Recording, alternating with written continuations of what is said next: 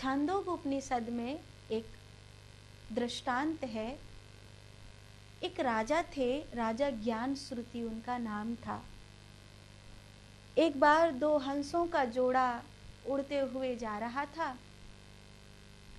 राजा ज्ञानश्रुति पशु पक्षियों की भाषा समझ सकते थे, तो हंसनी ने हंस से कहा कि ये राजा ज्ञानश्रुति है, इसको तो ब्रह्म ज्ञान प्राप्त हुआ है। तो हंस ने कहा, हाँ, इसे ब्रह्म ज्ञान प्राप्त तो हुआ है, पर ये उस ब्रह्म ज्ञान में स्थित नहीं रहता। तो क्या कोई है, हंसनी ने कहा, इस राजा के नगर में जो ब्रह्म ज्ञान में स्थित रहता है, तो चलो उसी से जाकर के मिलेंगे। फिर इससे मिलकर के क्या करेंगे? इसने पाया तो है पर स्थित नहीं है ये उसमें, तो ये पाया हुआ तो कभी भी खो जाएगा। तो हंस ने कहा, हाँ, महात्मा रैक के हैं, वो उस ब्रह्म ज्ञान में स्थित रहते हैं। तो हंसनी बोली, चलो उन्हीं के चरणों में चलते हैं। राजा ने ये वार्ता सुनी। राजा ने पूरे नगर में जितने भी बड़े बड़े आश्रम थे, जितने भी नामी गिरामी महाराज थे, सब ढूंढवा लिए, लेकिन राजा को ब्रह्म ज्ञान प्राप्त तो हुआ था। हालांकि वो उसमें स्थित नहीं रह पाता था, पर उसे ये तो पता है कि ब्रह्म ज्ञान की स्थिति क्या होती है। उनमें से कोई भी नहीं था जो ब्रह्म ज्ञान में स्थित हो। बड़े बड़े आश्रम थे। राजा के आने की बात सुनकर पलक पावड़े बिछ जाते थे, आज हमारे आश्रम में महाराज आ रहे हैं। कई वैरागी भी थे, योगी भी थे, सन्यासी भी थे, वैष्णव भी थे, लेकिन दूर दूर तक कहीं बहुत ढूंढा। तब एक बैलगाड़ी के नीचे एक महात्मा बैठे हैं और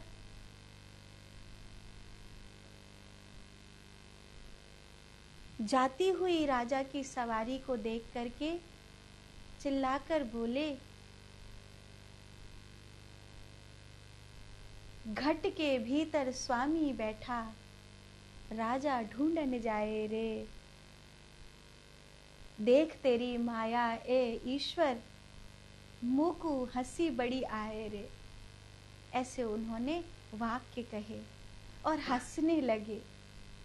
राजा ने अपना रथ रुकवाया, बैलगाड़ी के नीचे बैठे हुए उस महात्मा को देखा।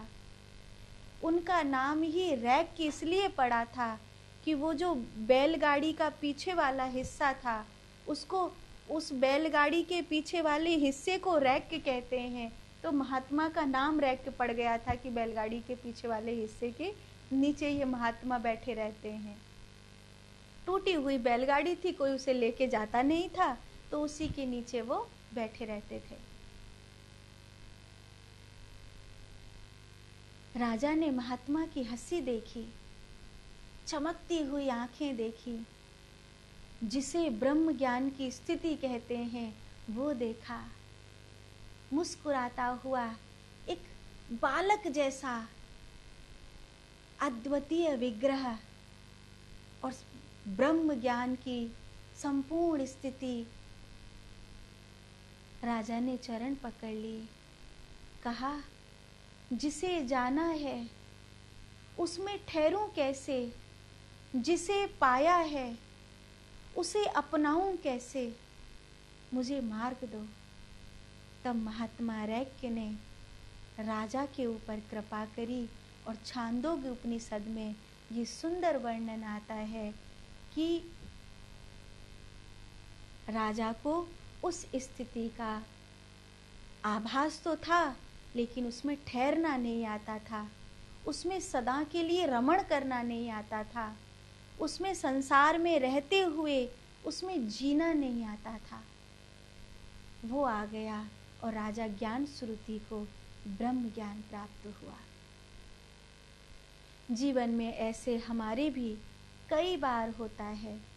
कुछ लोग ऐसे हैं जो अकेले में नाम जप कर लेते हैं पर भीड़ में नहीं कर पाते। कुछ लोग ऐसे हैं जो अकेले में ध्यान कर लेते हैं पर भीड़ में नहीं कर पाते। कुछ लोग ऐसे हैं जो खूब ठाकुर जी की सेवा पूजा अच्छे से कर लेते हैं, जब कोई देख रहा होता है तब नहीं कर पाते हैं। कारण क्योंकि मन दूसरे में अटक जाता है, मन दूसरे की ओर चला जाता है। कोई मुझे देख रहा है, कोई मेरे लिए कुछ सोच रहा है, कोई मुझसे कुछ कह रहा है, मुझे किसी के लिए कुछ कहना है। ये जब भाव आ जाते हैं तो हमारा नाम जप, हमारा ध्यान, हमारी स्थिति बाधित हो जाती है।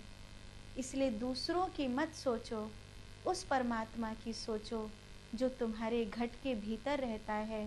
तो तुम नहाओ या नहीं नहाओ, बात ये नहीं है कि तुम स्नान नहीं कर सकती, बात ये है कि क्या तुम भीतर का स्नान कर सकती हो? क्या तुम ब्रह्मगामिनी होकर के उस स्थिति में जी सकती हो? तुम कभी नहीं नहाना, कोई फर्क नहीं पड़ता।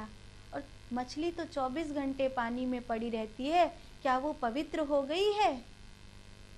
24 घंटे पानी में पड़ी रहने वाली मछली क्या भगवान को चढ़ने योग्य हो गई है? नहीं। 24 घंटे नहाने वाली मछली के शरीर से दुर्गंध नहीं जाती।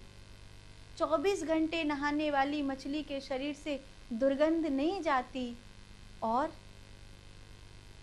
ऐसे महात्मा हुए जो 20-20 वर्ष तपस्या में बैठे रह गए, उनके शरीर से कभी दुर्गंध नहीं आती। बात ये नहीं है कि तुम नहा सकती हो या नहीं, बात ये है कि तुम भीतर से ब्रह्मगामिनी रह सकती हो या नहीं, तुम पवित्रतमा रह सकती हो या नहीं। जाने कितने नहाने वाले उसके दर पे जा जाकर लौट आते हैं, वो नहीं मिलता। ठीक है, और भी कुछ